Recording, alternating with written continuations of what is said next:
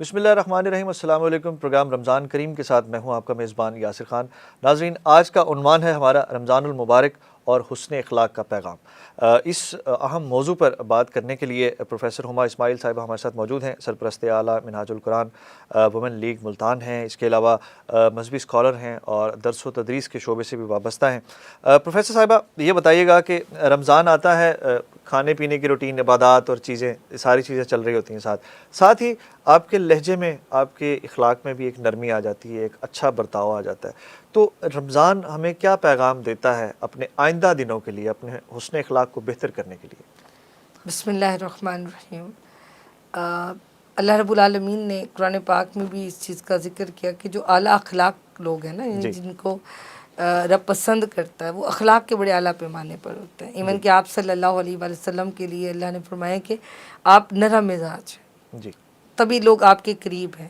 اگر آپ سخت مزاج ہوتے تو لوگ آپ سے دور ہو جاتے ہیں۔ جی، تو نرم زبان کا ہونا، خوبصورت اچھی زبان کا، اچھا بولنے والا، سچ بولنے والا، معروف طریقے سے بات کرنے والا اللہ تعالیٰ کو بڑا پسند ہے۔ جی، اب رمضان میں جب انسان روزہ رکھا ہوا ہوتا ہے اس نے، تو وہ احتیاط کر رہا ہوتا ہے، تو وہ کوشش کرتا ہے کہ دل آزاری، کیونکہ خود روزے میں ہے، ایک تکلیف تو ہوتی ہے، آخر ظاہر بات اللہ کی طرف سے ہے، تو وہ پھر احساس رکھتا ہے۔ جی، تو زبان پہ نرمی، ایسے کسی کے غلطی پر ڈانٹ ڈپٹ میں کمی کر دیتے ہیں۔ ہم لوگ خود جابس میں ہوتے ہیں، ٹیچرز ہیں، مدر ہیں، فادر ہیں، سختی میں تھوڑی سی کرمی کر جاتے ہیں۔ تو رمضان اس چیز کا ہمیں درس دیتا ہے، کیونکہ جب آپ سارا ٹائم قرآن پڑھ رہے ہیں، سن رہے ہیں، آپ کی زبان پہ تسبیح و تحلیل ہے، خود آپ نے اندر روزہ رکھا ہوا ہے، اور یہ آپ کا اور آپ کا رب جانتا ہے۔ جی، تب رسول اللہ نے فرمایا کہ رب کہتا ہے کہ سارے بندے مومن کے جو اعمال ہیں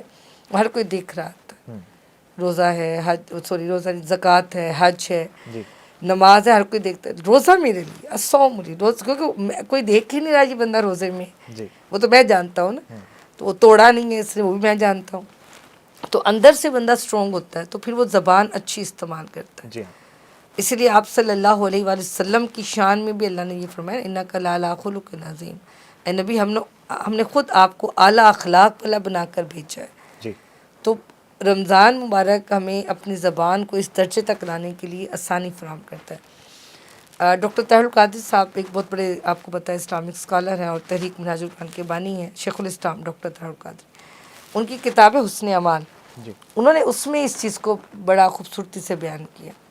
ان کا اگر آپ، وہ تو خیر رسول اللہ کی محبت پہ بات کر رہے تھے، لیکن اسی کے اندر بتایا کہ اگر آپ چاہتے ہیں نا کہ آپ کے اخلاق سنت کے مطابق ہو جائیں، اعلیٰ اخلاق ہو جائیں، تاکہ آپ کا رمضان بھی اچھا ہو، رمضان کا پھر تو پورا سال اچھا ہو جائے، تو فرمایا کہ اس کا ایک ہی طریقہ ہے، وہ کہتے ہیں 3 steps ہیں۔ And according to me when I have experience that, صرف اپنے اوپر نہیں کیا، میں نے اپنے اسٹوڈنٹس پہ بھی کیا اس چیز کو۔ انہوں نے تو لکھا 4 steps ہیں، اور میں کہتی ہوں آپ کو محنت صرف فرسٹ پہ کرنی ہے، ٹھیک ہے، وہ پروموٹ رب کرتا ہے۔ اب پہلا کیا مراحل ہیں؟ بڑے خوبصورت مراحل، وہ کہتے ہیں آپ کو صرف درود پاک پڑھنا ہے، ٹھیک ہے، زبان سے رسول اللہ کا ذکر شروع کرنا ہے، کرتے رہیں، اچھے مطلب چلتے ہوئے، بیٹھتے ہوئے، آگے پیچھے کرتے رہیں۔ آپ کیونکہ اللہ کا حکم ہے نا کہ پڑھو صلو علیہ وسلم تسلیما، آپ نے تو اس پہ عمل کیا، اللہ رب العالمین خود آپ کا ایک درجہ پروموٹ کر دیتا، آپ کو نہیں پتہ، آپ تو درود پڑھ رہے تھے۔ اب پروموشن کیا ہوتا ہے کہ آپ کا دل کرنے لگ جاتا ہے رسول اللہ جیسے کام کرنے کا۔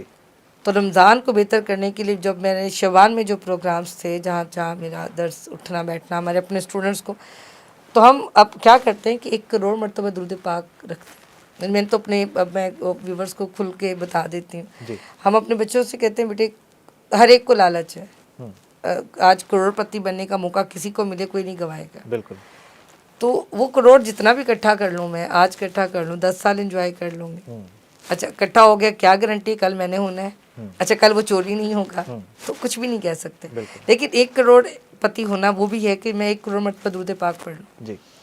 اب وہ ایسی چیز ہے جو قبر میں میرے ساتھ ہے، قیامت میں میرے ساتھ ہے۔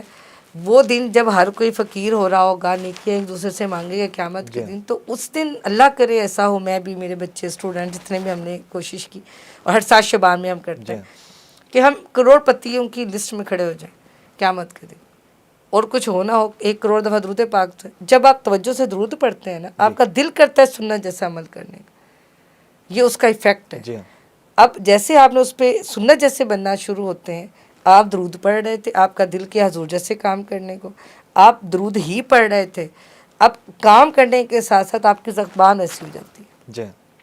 آپ کے اخلاق ویسے ہو جاتے ہیں، آپ کی زبان پہ گالی گلوچ، تانا، جی ہاں. جھوٹ، غیبت، جھگڑا، فساد، یہ چیزیں سائڈز پہ نکل جاتی ہیں. گفتار میں رحم دلی، گفتار میں نرمی، برداشت. ہاں، جی حلم، سوچ کر بولنا، جی ہاں. جس کو بڑے کہتے ہیں پہلے سوچو، پہلے تولو پھر پھر بولو. بولو.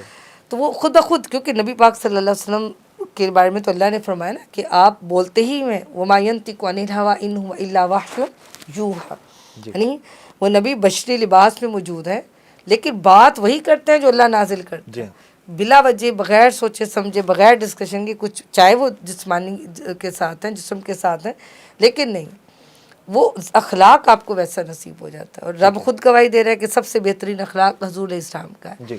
اس لیے حضور نے فرمایا اخلاق میں کہ اگر تم مجھے نا دو چیزوں کے بارے میں ایکوالٹی کا درجہ دیکھیں، فرمایا ایک اپنی زبان اور ایک اپنی شرمگاہ، اس کی حفاظت کی گارنٹی دے دو، میں تمہیں جنت کی گارنٹی دیتا ہوں. سبحان اللہ. یعنی جتنی آپ کو اس سائڈ کی حفاظت کرنی، زبان کو بھی استعمال کرنے، کیونکہ اخلاق ہی ہیں. جی. ہم اکثر دیکھتے ہیں کہ نہیں دل کا بڑا اچھا، زبان کا کڑوا ہے، اس کڑواہٹ وہ اچھا نہیں. اخلاق تو ادھر سے نظر آنا تھا جی. نا. تو اس لیے زبان پہ نرمی ہونا ضروری ہے. اب ایک بڑی پیاری جی. حدیث جی. یاد آ گئی مجھے. صحابہ کرام میں سے کچھ غریب صحابہ نا حضور صلی اللہ علیہ وسلم کے پاس آئے ایک دن، رونے لگے. جی. یا رسول اللہ ہم تو ڈوب گئے، ہم تو ہار گئے، ہم تو پیچھے رہ جانے والوں میں سے ہو گئے. حضور نے چپ کرایا، پوچھا خیر ہے، کیا ہو گیا؟ کہ حضور ہم آپ کے پیچھے نماز پڑھتے ہیں، یہ امیر بھی پڑھتے ہیں، جی. ہم جہاد میں ساتھ جاتے ہیں، یہ عمرہ بھی جاتے ہیں، بالکل. یہ سب کچھ کرتے ہیں، لیکن یہ صدقہ خیرات کرتے ہیں، ہم تو گھر کا گزارا نہیں پورا کر پاتے. اب یہ تو درجے میں بڑھ گئے، بالکل. تو ہمیں تو دکھ یہ ہے کہ کل یہ آپ کے زیادہ قریب ہوں گے، قیامت پہ ہم نہیں ہوں گے. تو حضور صلی اللہ علیہ وسلم مسکرا پڑے اور مسکرا کے فرمایا کہ کسی کو مسکرا کر دیکھ لیا کرو، یہ بھی تمہاری طرف سے صدقہ ہو جائے گا. سبحان اللہ. یہ 1,00,000 روپے خرچ کر کے آئے گا، تم ایک مسکراہٹ دے دو کسی کو، اخلاق میں اچھی مسکراہٹ دے تو درجہ اکول ہو جانا. سبحان اللہ. یعنی اخلاق کی اہمیت کا اندازہ یہاں پر دیکھیں. جی. پھر حضور صلی اللہ علیہ وسلم نے اخلاق میں درجات دیے. جی. اب اس میں راستے میں کوئی پتھر پڑا ہوا ہے، آپ کو سمجھ میں آتا ہے کہ گر سکتا ہے، جی. آپ نہیں گرے، آپ نے اٹھا کے سائڈ پہ کر دیا، یہ اخلاق کا بہترین درجہ، اس پہ بھی اجر ہے تمہارے لیے. جی. کسی کو کوئی رکاوٹ ہے، کسی کام میں مشکل آ رہی ہے، آپ سولو کر سکتے ہیں، جی. آپ نے آگے بڑھ کر اس کی ہیلپ کر دی، جی. یہ اخلاق کا بہترین درجہ تھا. تو اخلاقیات صرف زبان سے نہیں ہے، پریکٹیکلی بھی بہت ساری چیزیں ہیں. اللہ ہمیں اس کی توفیق عطا فرمائے اور رمضان میں یہ جذبہ بڑھ جائے گا. بالکل بالکل. آمین جی ثم آمین. اللہ پاک ہمیں اور تمام مسلمانوں کو حسن اخلاق سے پیش آنے کی توفیق عطا فرمائے. کل آپ کی خدمت میں ایک نئے عنوان کے ساتھ حاضر ہوں گے، تب تک اجازت دیجیے. اللہ حافظ.